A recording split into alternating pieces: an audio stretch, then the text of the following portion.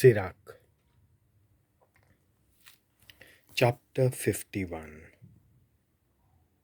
पुरवणा, दिनवासनेचें गीत.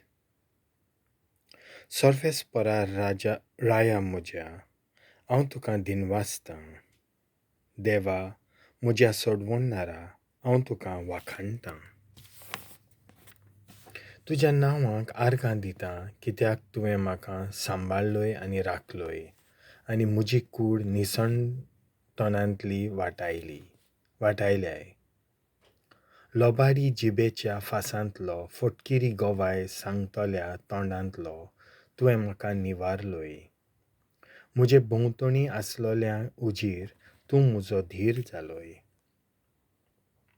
तुज्या सुभां काकुतीन आनी तुज्या किर्तिवंत नांवा प्रमाणें म्हाका गिळूंक रावतल्यांच्या हातांतलो म्हजो जीव काडूंक सोदतल्यांच्या चोपक्यांतलो हांवें सोंसलोल्या खूब दुखी खोतींतलो म्हाका वेदो घाल्ल्या आकट्यांतलो हांवें पेटोवंक नासलोल्या उज्यांतलो पाताळांतले खोरींतलो मेल्ले जिबेंतलो आनी फटकिऱ्या सोबदांतलो राजा मुखार म्हजेर बोगलांट घालतले लोकीत जिबेंतलो तुवें म्हाका वाटयलोय. म्हजो ओत्मो मोन्नाक लागीं तेंकलोलो, म्हजो जीव पाताळाचे खोरीक पावलोलो. सगळ्या वाटांनी म्हाका वेदो घालतालीं आनी म्हाका आदार दिवंक कोणूच नासलो. म्हाका कोण आदार दितलो हांवें सोदलो, पूण कोणूच मेळ्ळो ना.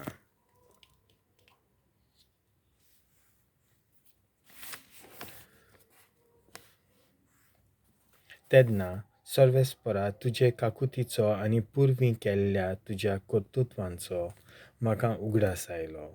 तुजी वाट सोंसणीकायेन पळयतल्यांक कसो तूं सोडयताय आनी तांच्या दुस्मानांच्या चोपक्यांतलीं कसो तूं तांकां वाटायताय हाचो म्हाका उगडास आयलो. आनी प्रितुमेर थावन हांवें म्हजी प्रार्थना उबारली. मोन्नाच्या घांसांतलो म्हाका निवार म्हूण हांवें मागलें आनी सर्वेस्पराक म्हज्या दोनयाच्या हांवें असो उलो मारलो.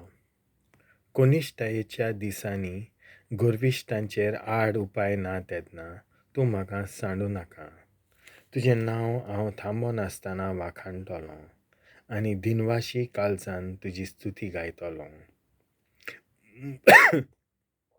म्हजें मागणें तुवें आयकलें, कित्याक निसणटणांतलो तुवें म्हाका सोडयलोय आनी वायटा विघ्नांतलो म्हाका निवारलोय. त्या पासत तुका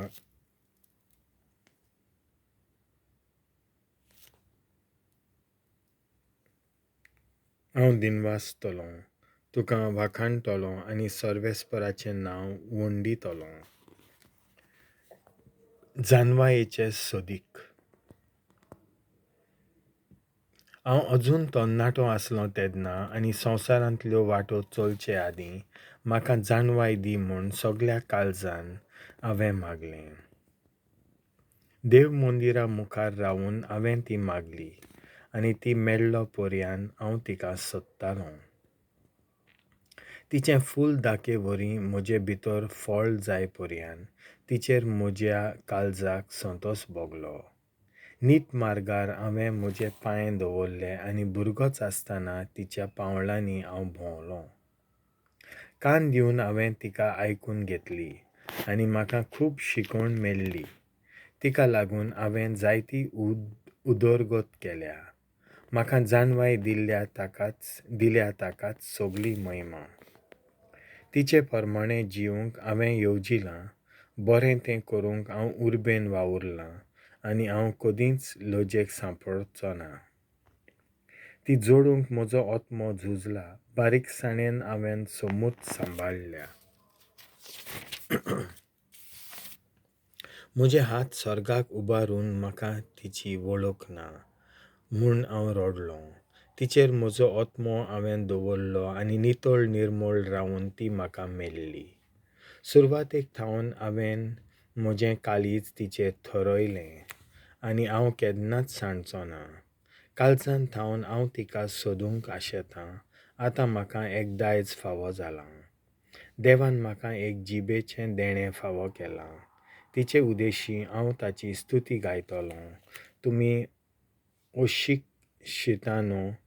अशिक्षितानो म्हज्या फुड्यांत येयात. म्हजे शाळेंत तुमी जागो घेयात.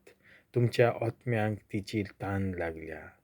तेदना ह्यो सगल्यो वस्तू नांत म्हणून तूं कित्याक तोकरार कोत्तात? हांवें म्हजें तोंड उगडलें आनी सांगलें, दुडवां शिवाय तूं ती विकती घे. तिच्या जुवां पोंदाक तुजी मान घाल. तुज्या otmeank शिकोण मेळोन दी. ती लागींच तुज्या हाता लागींच आसा. तुमीच पळयात. हांवें इतले कोमी प्रयत्न केले आनी म्हाका इतली सोगोट शांती फावो जाली. खूब रुपें दिवन जाणवाय विकती घेयात. तिका लागून तुका भरपूर भांगार फावो जातोलें. सर्वेस्पराची काकूट पळोवन तुमच्या otmeank खुशालकाय लाबूं. ताची स्तुती केल्या म्हणून तूं केन्नाच लोजेक सांपडचो ना. थरायलोल्या वेळा आनी तुजें काम कर आनी योग्य वेळार तो तुका तुजें इनाम फावो कोत्तलो.